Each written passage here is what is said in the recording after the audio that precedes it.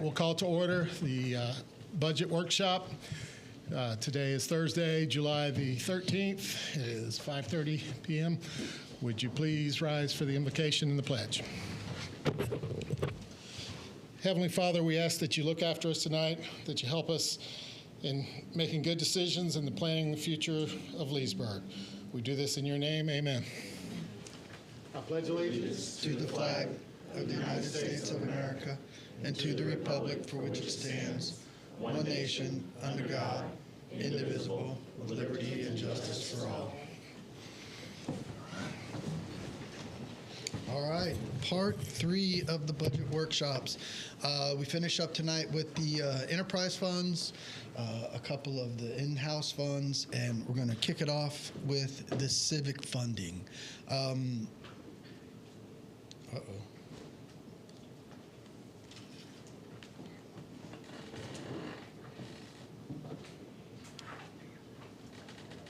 Got it. First, we're going to kick it off with budget changes based on just a couple of your discussions. So not a whole lot of stuff. So just for concepts that'll be coming back to you based on some discussion. So the rollback rate at 3.4752 mils, after we recalculated some numbers, that gives you about $175,000 extra dollars. So that's probably about 105 in the rollback rate and the 70 that we were in the black. I got confused in the conversation about police officers that we had froze and all that kind of stuff. So when we went during the CBA negotiations, we thought, we being myself and Brandy, that's not Brandy under the bus, this is me under the bus, the magic number to get everything to work was freezing 7 officers. So that has slowly changed, and so I didn't present the change to you. The final change was the 3 that was in the Carver Heights CRA money that we all talked about. So forget everything that was said other than the concept about shifting the CRA contribution for the officers to the general fund for the 3 officers. We figured out a way. I think as the tax numbers came in from the assessors, from the appraiser's office, June 1 and July 1, we figured out we started refunding those in the general fund itself. So we actually had 4 repaid. So by the time you guys saw the budget and had the discussion on the Carver Heights concept, there's only 3 officers that are unfunded or froze for fiscal year 24. If you unfreeze those in fiscal year 24, the police department is now fully funded at 73. So whether you do it through Carver Heights money or whether you do it through general fund money, once you unfreeze those 3, that's the fully. I'm going to put this in. I don't know if Hicks is watching. 7, all of it. Yeah, it will be the fully unfroze, underpositioned police department. That's right, at 73. What is the additional 3? Right, it'll be 73, which is the typical number. 73. No new positions. What is the 3 that you said, but 4, then 3? I thought it was 4, so the magic number is 73. I thought it was 7, so 7 less 73. Right now we have 70 of the 73 funded. If you fund the 3, there'll be 73 funded, So which is what's the expense on funding the 3 positions? 250. It was 239 and some change. 239,876. And that's projected to come out of CRA or come out of general? We proposed it to come out of the CRA. Commissioner Peterson talked about shifting it back to the general fund by using the rollback rate. Well, with the rollback rate, with what I'm looking at, what does that do for someone's overall average property tax? Is it going to keep it about the same? I showed you that. You did. It seems like the more value your home was, the more you saved. Yes, the more. And so I'm going to do the. I'll bring this slide back to you because I know you guys are going to have more conversations about the rollback rate and all this kind of stuff. We showed you the average house at $175,000, and when you went with the cut rate 3 3.4245, and at $175,000 at house, that was the break even for them. Below that, I think it was like a dollar. Do you have that slide right there? Like a dollar less. Yeah, I thought that's what I read there. It was a dollar less. With rollback. with rollback, I thought it was like up like $8, $8 or $10. Okay, yeah. At rollback, it was a dollar more. Under. At the It's going to- current, no, that should be, Oh. that's a mistake. Oh, okay. That's a dollar more. All right. That's a I dollar got you more. on there. At the proposed rate, okay. Crystal? Gotcha. We'll start over. At the proposed cut rate of 3.4245, at 75,000, and the increase in the fire assessment fee, that, 107. the increased fire assessment fee, that person saved $8. If you go with the rollback rate, the increased cost to that house is $1. Well, plus the additional fire assessment fee.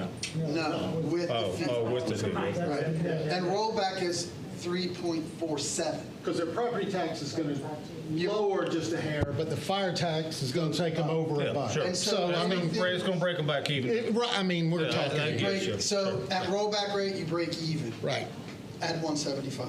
Okay. And the higher the value of 175 is, The the lower. more you save, Right. the lower, it's more expensive. I got you. Okay. Just for clarification, the officers, that would only be for 1 year out of the CRA, then we would use the village's money? That would be what that was the So it's a proposal. 1 year thing for the CRA? Yes. So just clarifying that.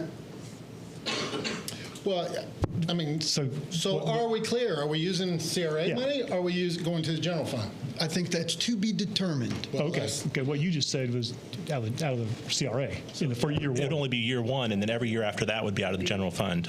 Are you okay with that? Frankly, based on the discussion, our proposal back to you was going to be to shift it over into the general fund. But remember, if you go over into the general fund, then you need the rollback rate. So that's where we had the discussion for the DR 420, which is on. We did that. We did it at the higher rate. We did it at the rollback rate. Yep. Right. Right. So you've got time to discuss and kick it around. Long story short, however you fund those three positions, now you're staffed at the typical 73 level, 73 officers. Good. So I felt like I can confuse That's that. good. That's all right. The other thing, so we did also look at here into the credit card billing issue. So long story short there is we can start, if we charge, the charge would be $3 per transaction. Then that's the fee that would cover the cost. That saves about $300 to $400,000. Mind you, most of that savings will end up in the utility funds, not the general fund, but it's still a savings nonetheless. So we're going to start moving on that based on the discussion. We'll have some computer software issues. We need to get with the billing folks and the credit card folks. Probably look for an October 1 start date for that. I mean, there's no fees for bank use, just only credit cards, correct? Correct. All right, yep, that's what I Correct. thought. Yeah, our hope is, little internal discussion is, will this create more internal traffic? Or meaning, will more folks start coming to City Hall and paying their bill versus online using credit cards and the fee? Or will they shift to bank or come in? So to be determined. But $300,000 to $400,000?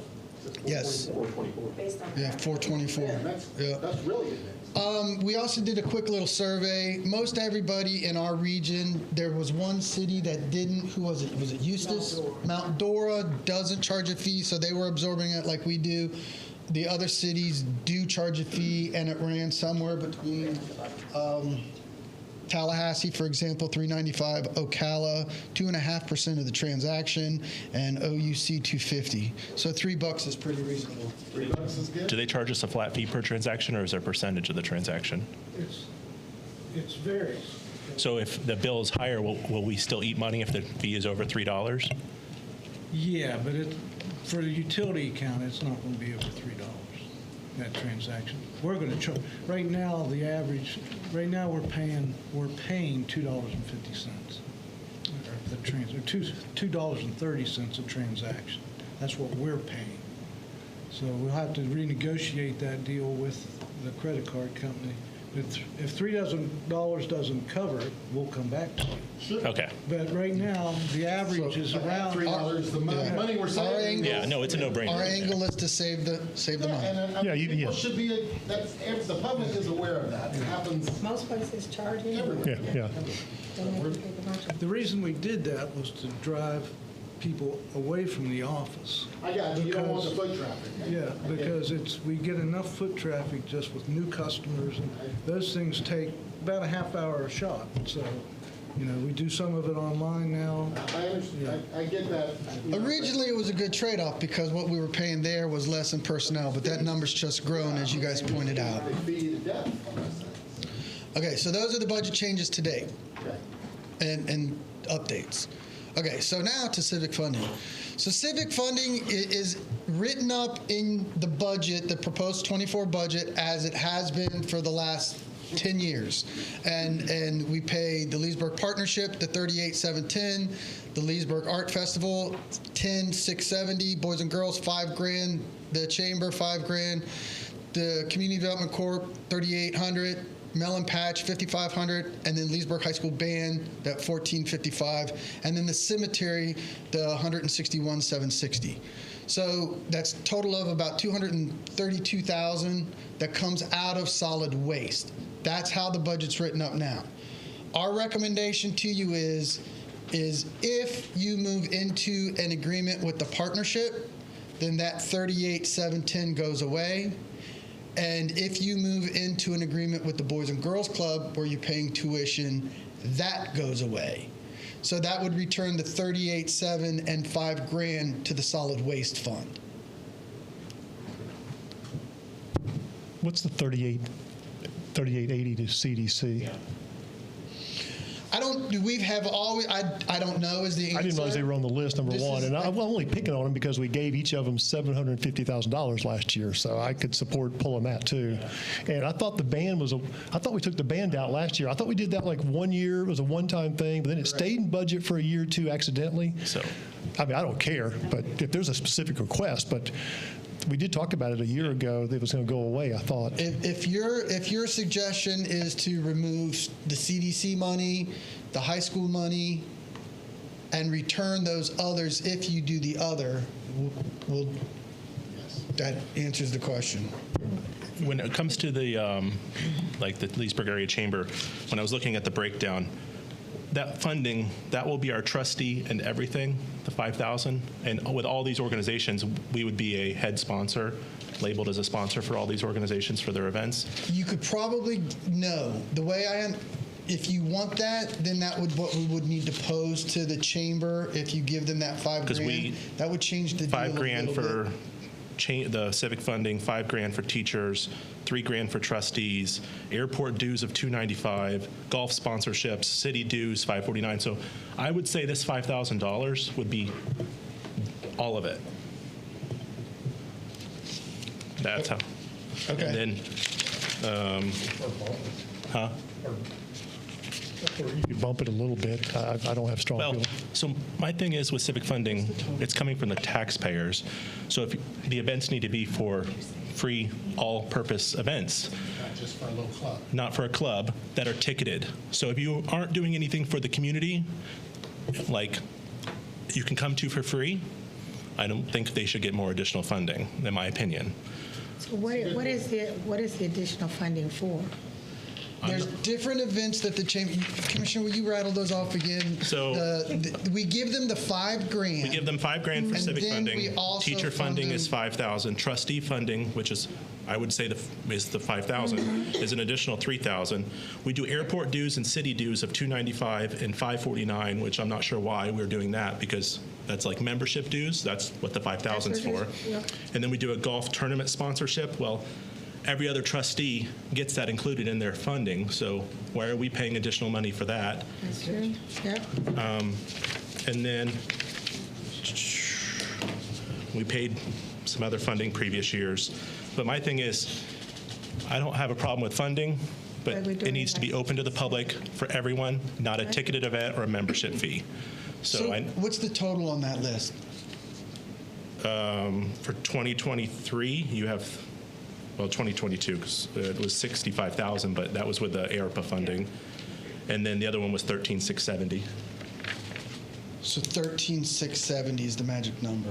So of the 13,670, you take the 5 out, have then we- you're left with the The 8. teacher thing, what was that? And is that coming up? So are we funding that again, or have we been asked to fund that again? That's the event at the Lake Sumter, That's it. Lake. Lake Square I Mall. don't At know the the mall? answer to that. So my thing Did we is, put it in there? with funding, civic funding, We already paid it for this fiscal year, which would be the one coming up in August. I'm showing it. okay. That's a good event. It is. I don't think that wouldn't be off my list. I think that's. Does any other cities contribute to that? No. It's, Not as that far as I know, That's it's what I'm saying, it's for all teachers of Lake County. right? Yes. It's all So why are teachers, this or just just Leesburg Leesburg only? It's all funding Leesburg. for all of the Don't have county? No, the answer. Just I don't- to others, there's other schools in there, Yeah. other areas. Oh, I thought they were all Leesburg-based schools. Okay. It's all Leesburg. No, it's all the Lake teachers. Lake So, I mean, I don't So know we're the why, only municipality that funds it. I don't know why Leesburg's No. paying the bill No. for the whole Leesburg, Lady thing. Lake, Fruitland Park schools go to Chamber one. Okay. Leesburg, Lady Lake, And Fruitland and Park. Fruitland Park. So we're the only municipality that funds it, though. And then, and I would think for the park and Lady Lake probably should contribute something to it in the future. I mean, obviously, If we it's a already done funded deal it this now. year, it wasn't on the spreadsheet that I was given. It was in June, it looks like it's cut in June 7th, is the date I'm seeing. Yeah. So I would just, going forward, 5,000 civic funding for the Center for the Arts and the rest of them on the list. But this nickel and diming for this, and this, that should be all included with the civic funding. And then we're listed as a sponsor for all of the organizations because we do the civic funding. And then Go ahead. also, I would like, if these nonprofits also need to be aware of how much the city eats in building rent and utilities. So if we could do a monthly or quarterly report to those nonprofit boards, letting them know that the city taxpayers are paying a lot of money in utilities, rent, well, they only pay like $10 a year, and building repairs, other payments. They need to, those boards need to know what all the taxpayers are paying for. And then I would like to know the mission statement of each of these organizations, because I think some of the organizations are getting intertwined, and I'd like to see what their mission statement is going forward.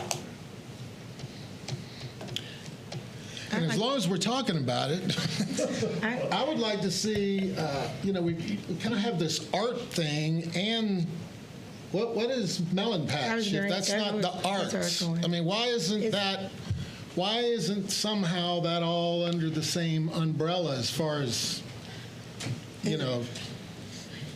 So we've been It's too- funding. just asking. We've been you know. funding It's two Melon. different It's art. theaters, but what is the Melon Patch? We started gets for funding the- Melon Patch in Melon 2016 Patch with for $3,000. Yeah, If I remember they correctly, needed they're it. two different organizations. So the Melon Patch Theater doesn't operate under the umbrella of the Art Center. Exactly. We had always contributed to the Art Center. If I remember correctly, that was former Commissioner Dennison who added Melon Patch back That was. in the day So what is the funding for? Do you know? to operate the Melon Patch. Oh. So they put on a series of plays every year. I don't know, 5 to 8 plays every year or so, and it funds their utility bill and their operations and their skits and their crafts and their building I think the sets. Center for the Arts and the Melon Patch have two different missions. There's Right. art and then there's theater. But are the ticket sales not for the Melon Patch? No, To help- the ticket sales for the plays that the Melon Patch does, that is a Melon Patch That is a revenue. Melon Patch thing. They're totally separate. The Art Center and Melon Yeah, Patch I totally understand that, separate. but I don't understand what the 5,000 for the Melon Patch. When you- It's a grant and aid. So when they come when this is actually approved, can they come to us and present a budget of what they're going to use the money for? And we can have a final say then? Or is that okay with you guys? Would- looking for direction. I mean, I mean, we're going to do whatever you all say on this. one. I'd like to- This has been commission driven ever since I've been here. So however you guys want to do this is how we'll go. I'd like to add if we could request, because I'm not familiar or know what the Community Development Corporation would get to 3,000. Is that both of the CDs or just one? That's just Leesburg. Okay, but I'm saying, can they all provide what it is first before we snatch it? Well, I mean, and we could also make it reimbursable. They spend the money and we reimburse. That way Okay. there's but no, guaranteed use of the I'm fund. just curious of what it is. But if we pull it, I just don't know what we're pulling from. And then if they come back and ask, I don't know what it's for. Does anyone have an idea? no. Okay. They're grants or aids. I mean, Melon Patch is, I know I spoke with them a couple of years ago. They are struggling, or they are struggling financially. I would believe in where they're at. I don't want to spend a lot of time on Melon Patch, so I would just give it to them. If the commission wants more information, that's fine. I'm not going to object. But but they're just aid. It's just grants and aids.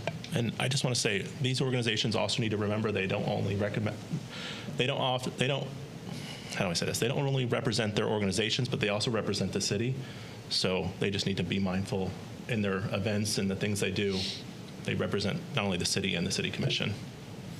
So I'll leave it at that.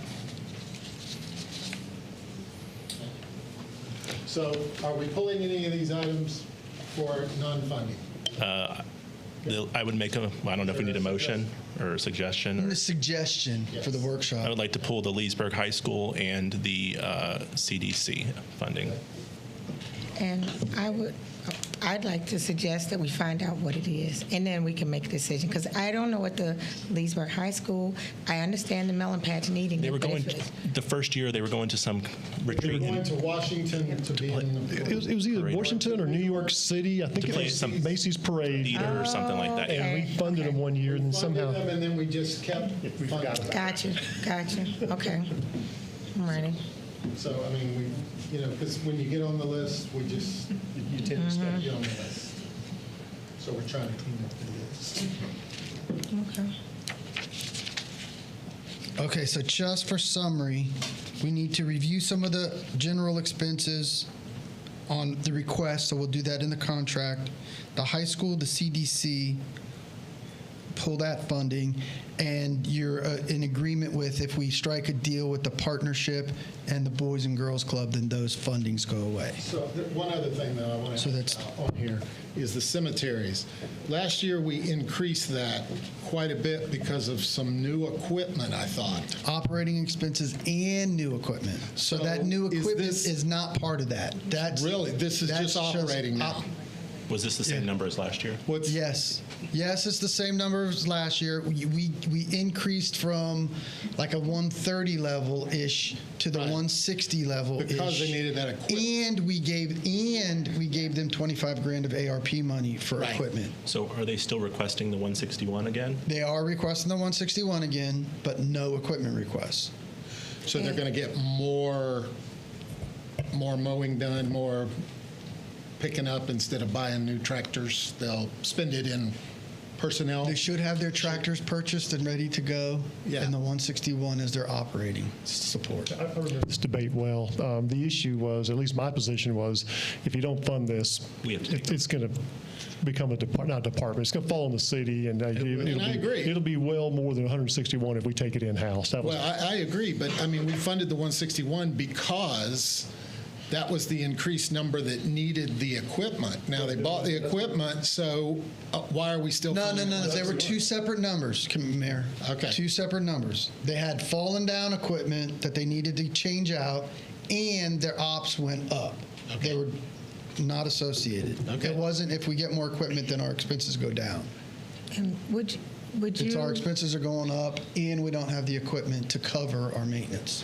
would you break down the cemeteries again? That's Lone Oak and That's just Lone Oak. that's No, just it's Lone Lone Oak. Oak. It's and- the one on and- Dixie, too. On Dixie. They're supposed Yes, to do there's both. two. Oh, they're doing. Which are run pretty much by volunteers. That's why it would cost us more money to bring it in-house. Right across from Lakeport, behind the houses there is the Yes. cemetery.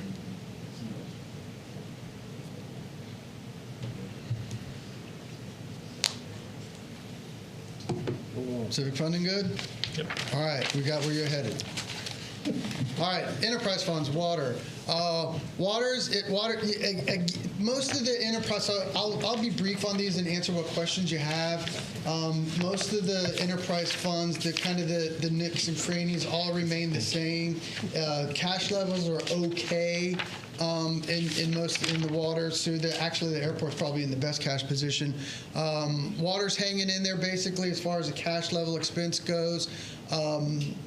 So the lion's share of the most important high-level kind of review is everything's pretty much the same as far as operations.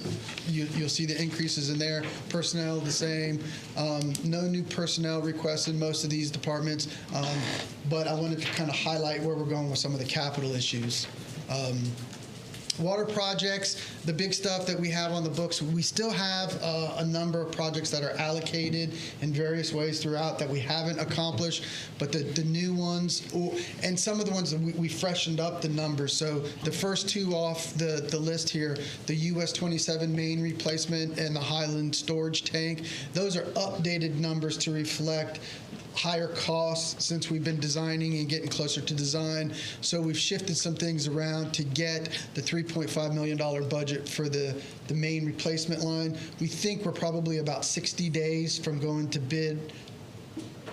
We are at 20% design complete on that, so we're probably looking at getting that project out to bid towards the holidays, first part of the new year would be a safe bet. The Highland Lake storage tank, $3.6 million. We are probably about 60 days away from that going to bid. Cliff is very optimistic that number's high. That was based on Orton Smith's estimate. So when it started coming in with the construction manager at risk, we felt like that number was too high. So we said, we're going to go do design, bid, build on this one. So we needed to finish off some more designs. So that was the delay. If Cliff's right, we should see some savings there.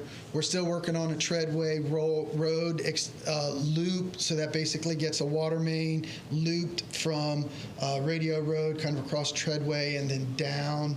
I guess that's 473 a little bit to about where the county firehouse is, and then the fluoride project at 730.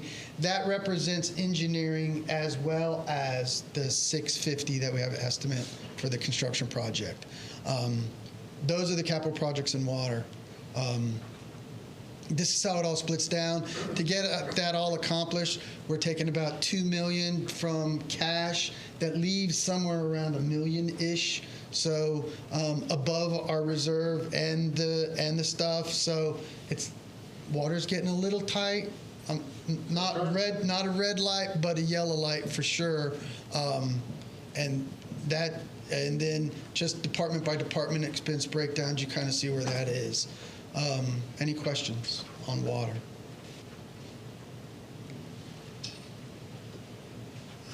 We just kind of repeat those. Wastewater.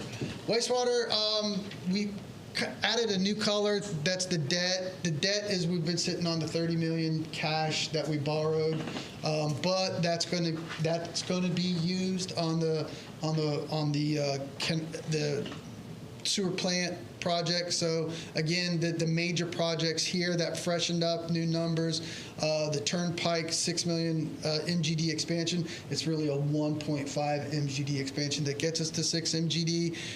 Our estimate for that is 42 million, 6. That includes some design monies you've already spent.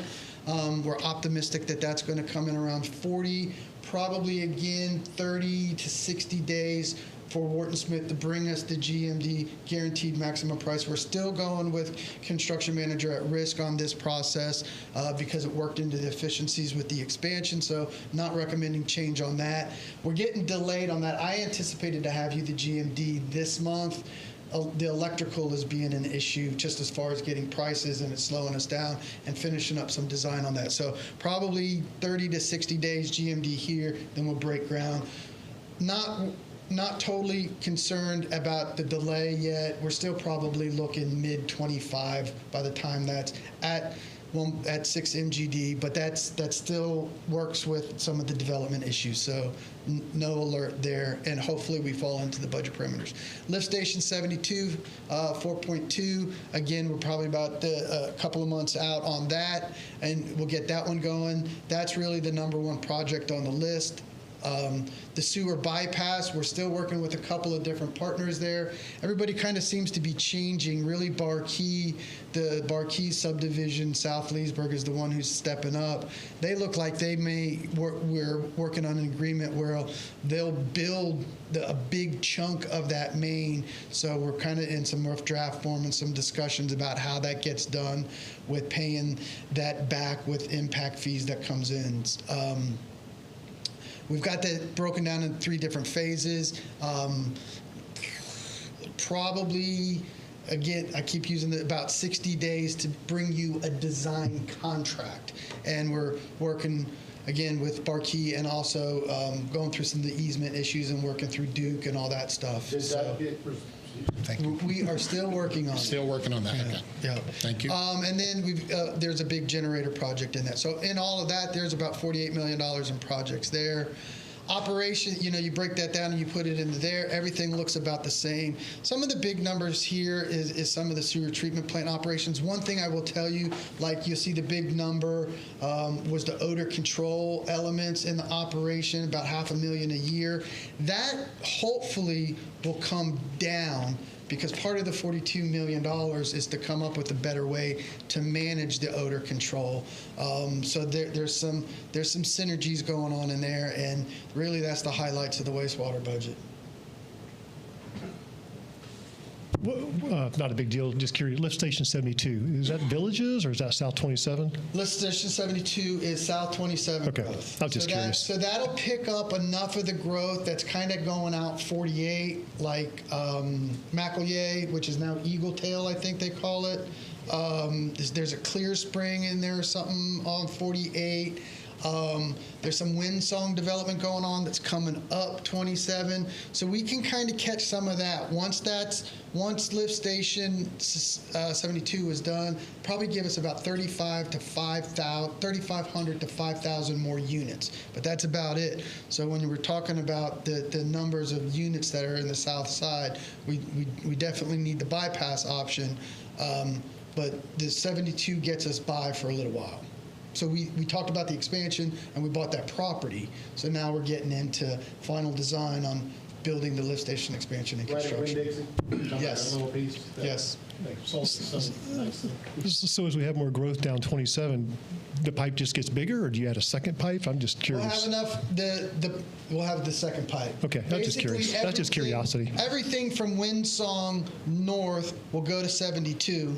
Everything from Windsong south will use the big giant pipe, cut across the Duke easement, and then dump into the plant. That's rough, but that's rudimentarily correct. And then these are some of the other stuff in there, kind of like with gas and water, the various equipment tools, the pumps, the generator project, and some of the miscellaneous stuff that when it breaks down, we got to fix it. Kind of that goes into capital. Solid waste, that graph looks a little bit scary because there's not as much cash in solid waste. But that's kind of been the thing. We kind of saw that with gas, and we switched to solid waste. So not overly worried about solid waste because I think it kind of gets a breather. And as we see the revenues increase, like the ad valorem with the Villages input, shifting it back to gas, I think we'll see the profitability in solid waste grow in out years.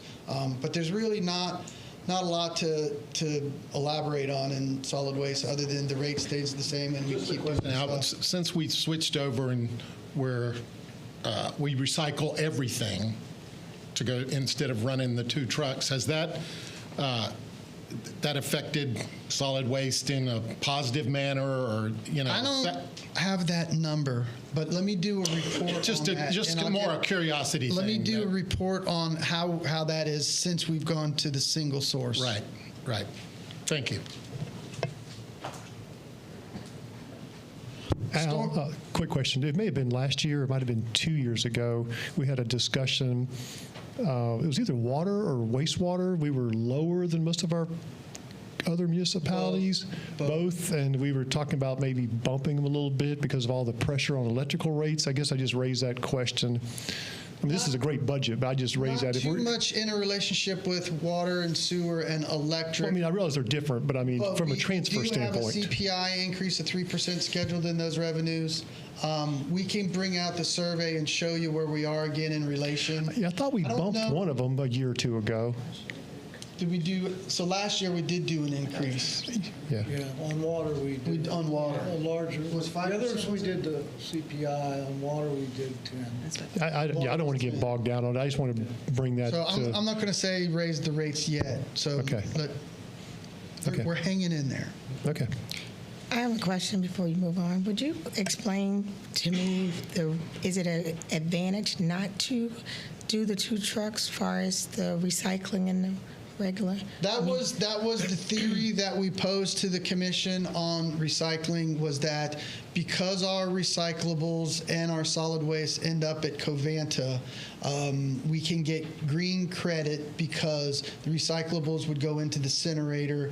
The incinerator burns and is a green energy source, so that's deemed as a recycling good use of your waste stream.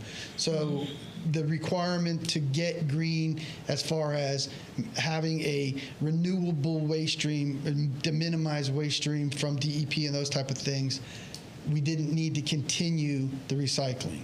Recycling started becoming an issue because those costs started to rise because there wasn't a place to take the recyclables. So we saw other organizations start to do away with their recyclables who had the same type of option as us. We felt like with the impending growth in the South, it would reduce the number of additional growth we would need as far as trucks so that we could combine routes, so that we wouldn't have to add trucks or add personnel, because the same level of personnel could manage the impending growth if we had a single collection versus the dual collection. So that's what I'll come back and make a report to you on. So it includes the finance aspects and the personnel aspects and equipment aspects. And as we continue to grow, the more, the better? Is that my understanding? As we continue to grow, that is where we will see the savings in not having the dual stream. Solid waste recycling is the... And I'm just trying to help her. We were also, there was the fuel, the cost of transporting the recycle to wherever we took it. I don't even know, Yes. we took it to Orlando or to the coast or somewhere, so we eliminated that fuel charge. Everything ended up in Covana, but it's a... But if you didn't take it to Covana, you were hauling it somewhere, I forget where. Part of Florida. Part of Florida, yeah. Okay. Does that help? Yeah, thanks. Stormwater is pretty much the same as well.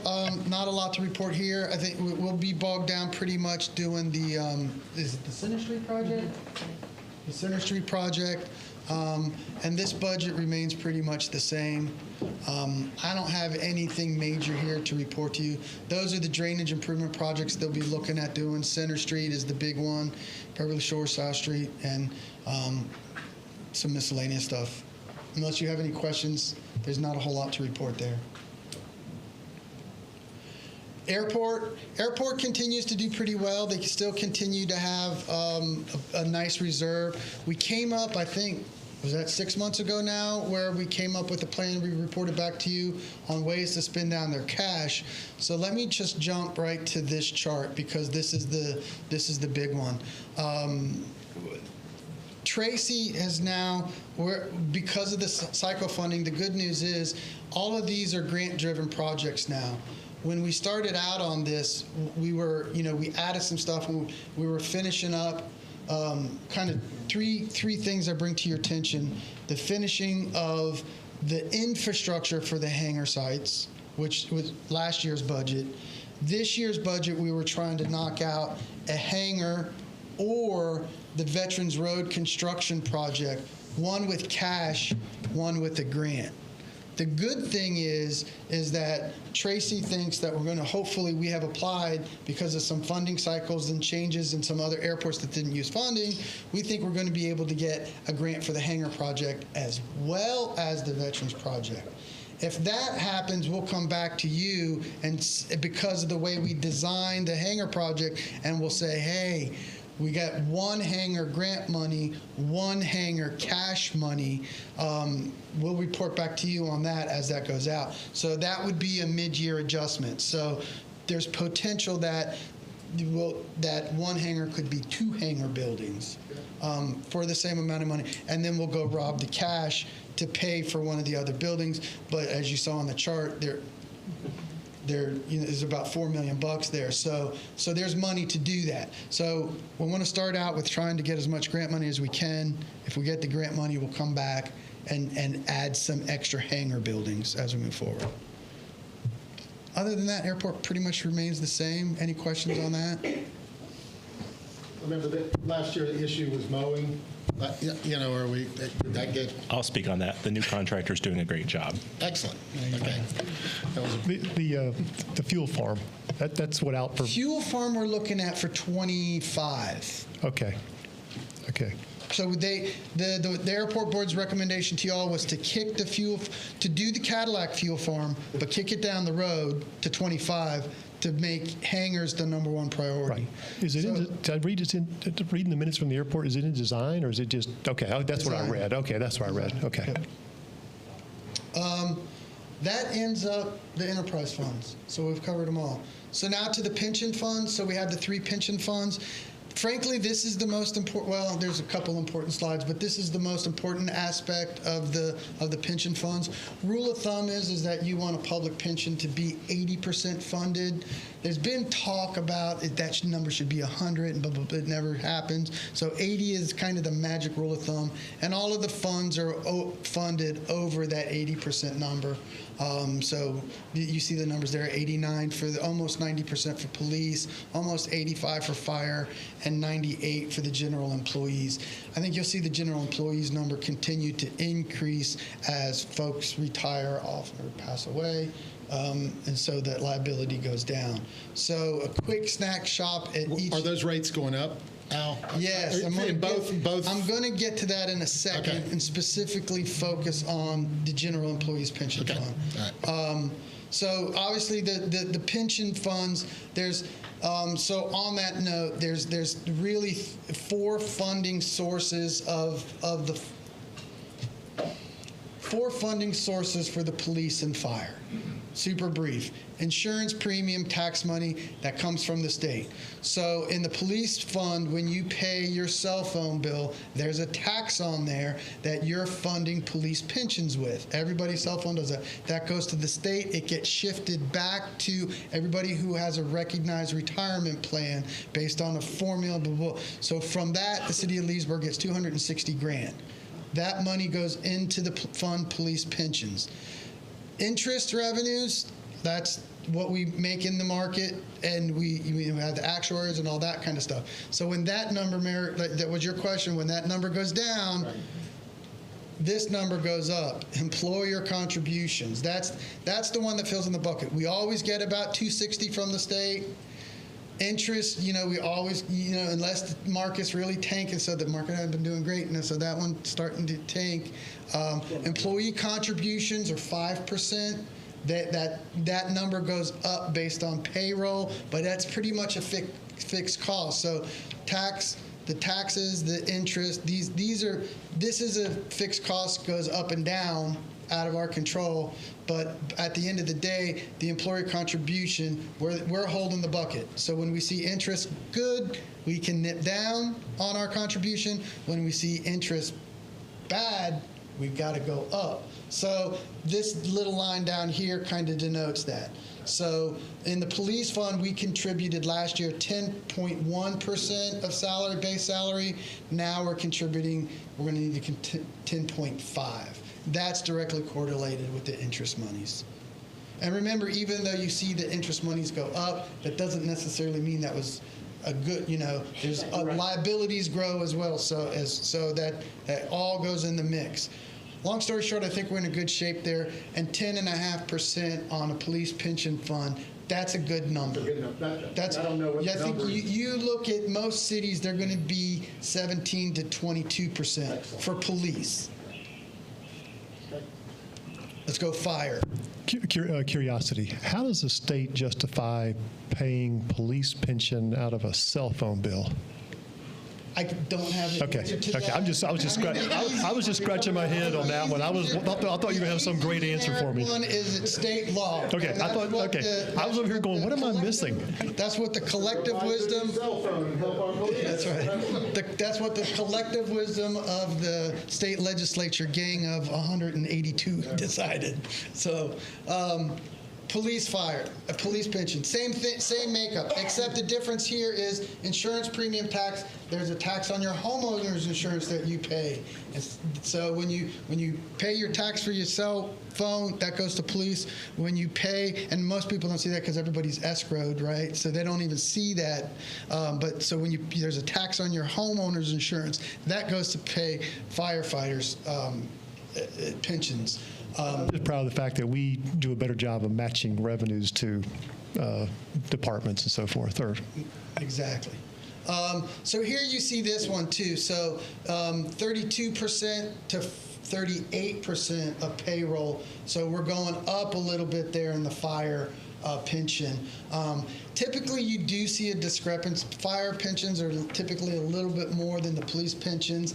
That's probably closer, maybe the 40% range is where you see most fire pensions. When you start getting to 45 and 50, that's big. But that number, it's a big number, but that's pretty typical across the state. Okay. And why is that one so much more than police? And I should know this Different from... liabilities with fire pensions and different reasons why they Okay. they retire versus police. General employees. The general employees is the interesting one because this is the fund that. Did I turn that off? Oh man. You hit that button.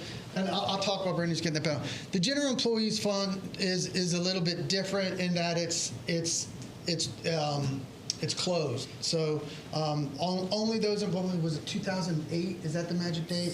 September, January? September 30th, September 30th, 2008. So the end of fiscal year 8, when the world stopped, and that we froze that fund. So you had to be a member of this fund prior to that date to be in it, and then we shifted to deferred comp. So that's all the employees of the city other than police and fire are now deferred comp.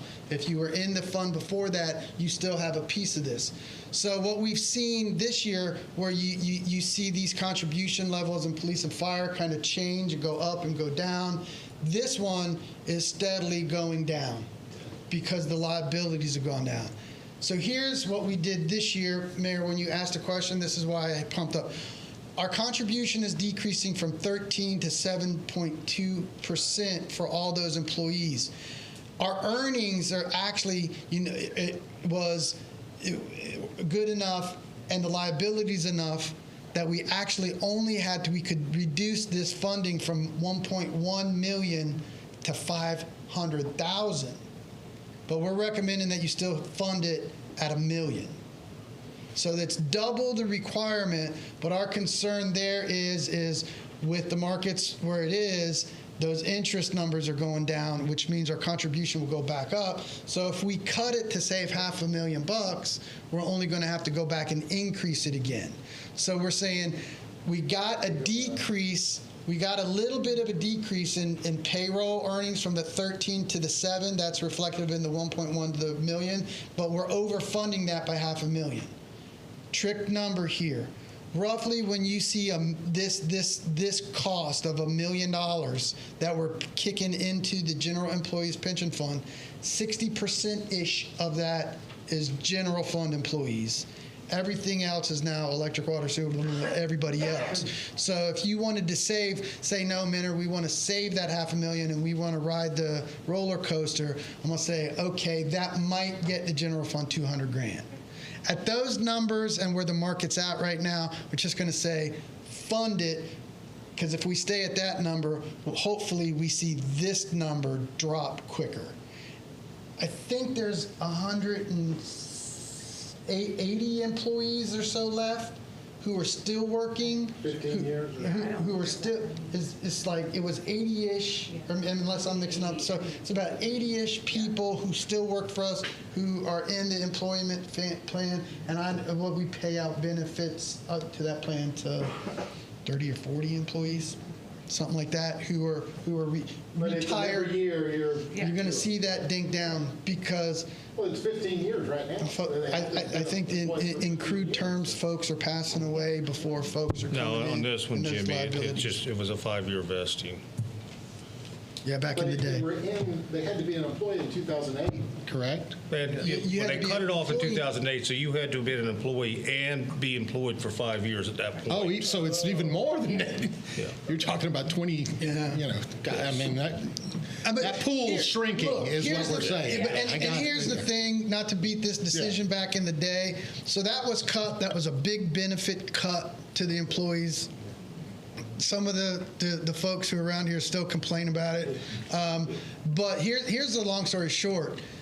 We haven't really we made that decision in 2008. We really haven't seen a financial benefit of that decision until maybe last fiscal year or the year. So it took almost 15 years to realize that benefit of freezing the plan. Anyway, so that is all we have for the pension funds, unless you guys have any questions. And ladies. Internal service funds, healthcare, it's hanging on. The best way to talk to the healthcare fund is this chart and this chart look the same. Like, man, are you putting up the same plan? No, I'm not. But this is kind of the growth in claims experience that we've had. You kind of expect a standard growth. Where we got hit was in 21 and kind of 20. I don't know if those are COVID related or not, but that's kind of where it pops in there, right? We see that blip. So we kind of see that steady increase, which you anticipate and can plan for. The blip is what we heard this year. We're kind of back to where we estimated. So all things being the same, as long as we kind of stay on that slow, steady trajectory, we're going to be able to be okay. I think one of the important things in this budget that hasn't been underscored enough is that the cost to employees is remaining the same.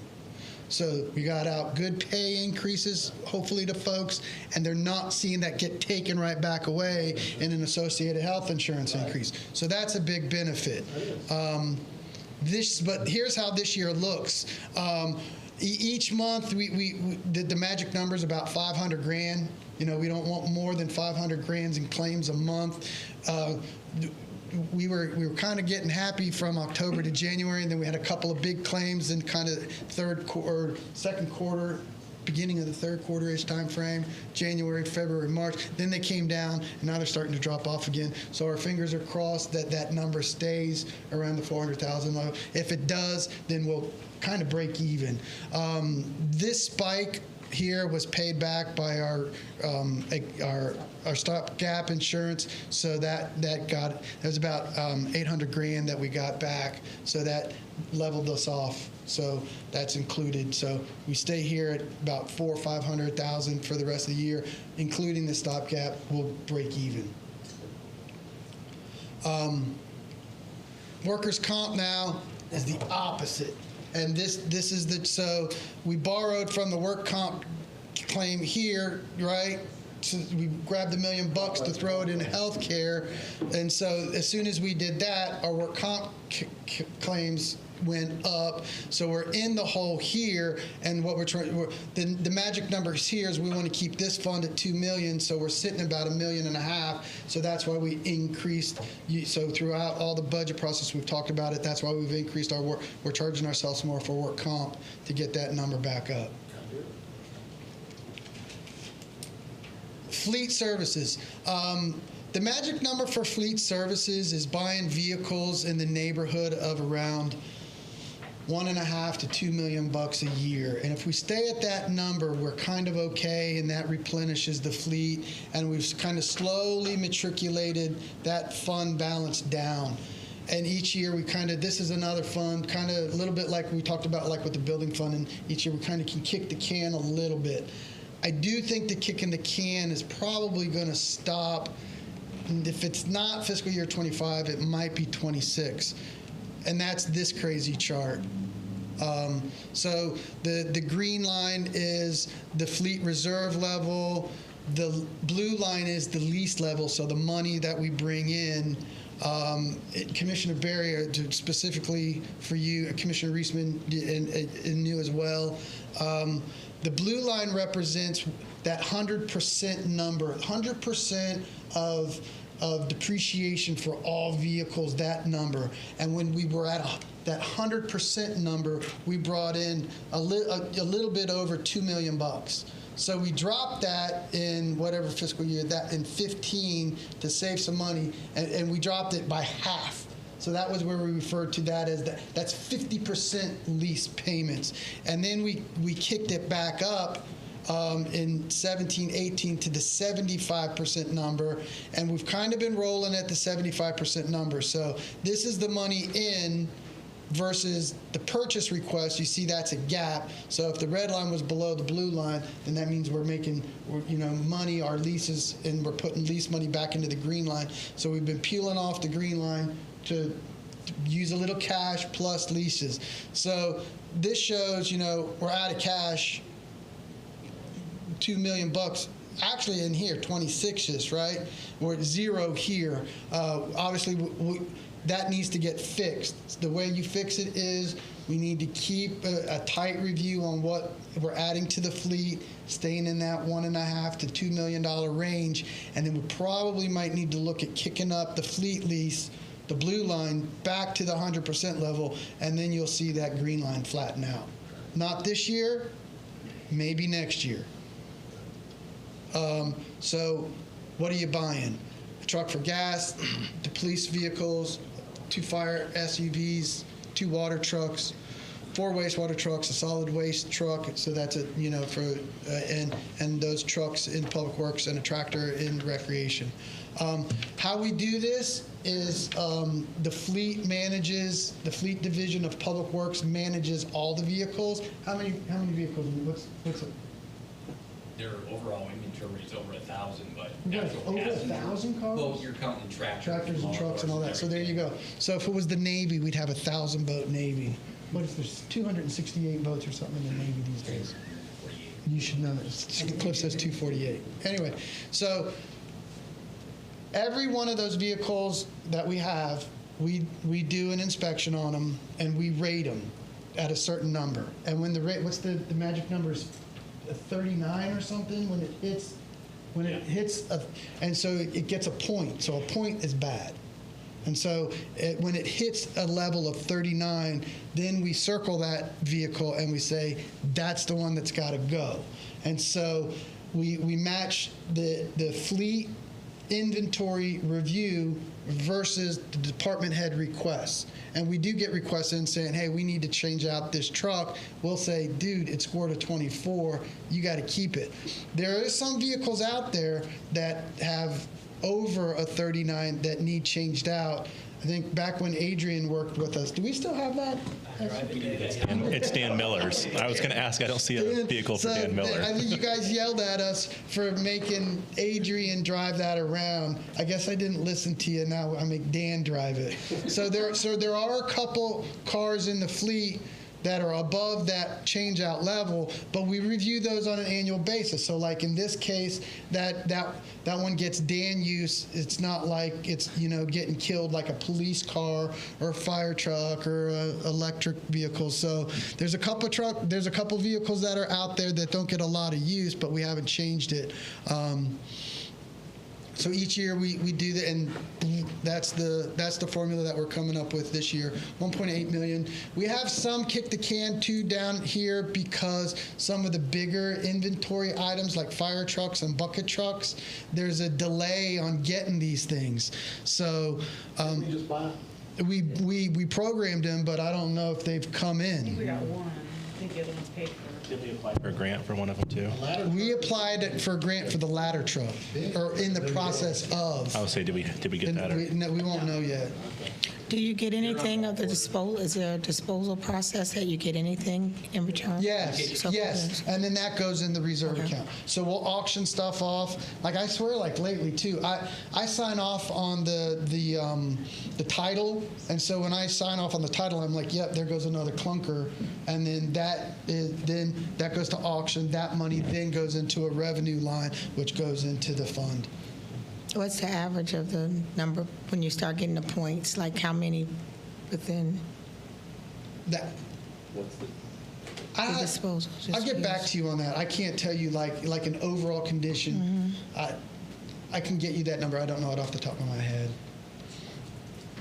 But we're really pretty consistent, trying to live within our means, about getting about 1.5. So this year is $1.8 million of new stuff. And I guess I mean, that's a compliment to you that you can hold it below 2, especially with our growth, number one. And then I'm thinking, I'm sure the cost of vehicles and equipment's gone way up, like everything the last couple of years. I guess I'm surprised you can hold it down like you're doing. The big takers are police and fire. Okay. And that's funded from DST. I mean, I'm Which is a big complimenting you, help. but I just wonder how long it'll last with the growth. So for 24, we're okay. So that's why we didn't recommend an increase in the lease payments. That is the proposed fiscal year 24 budget.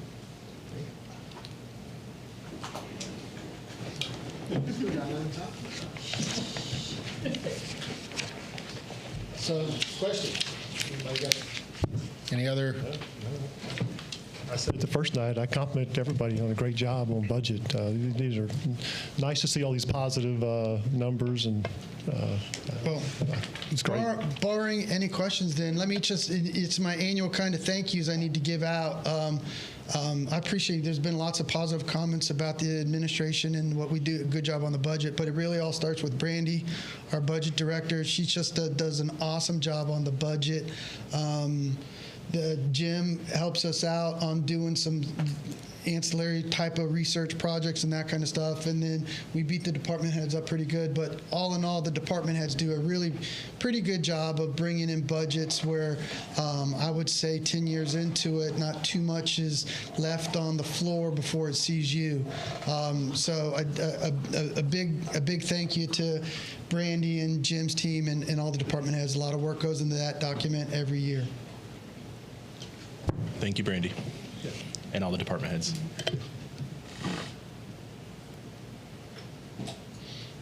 That's all we have for you, Mayor and Commissioners. Motion to adjourn. You can adjourn.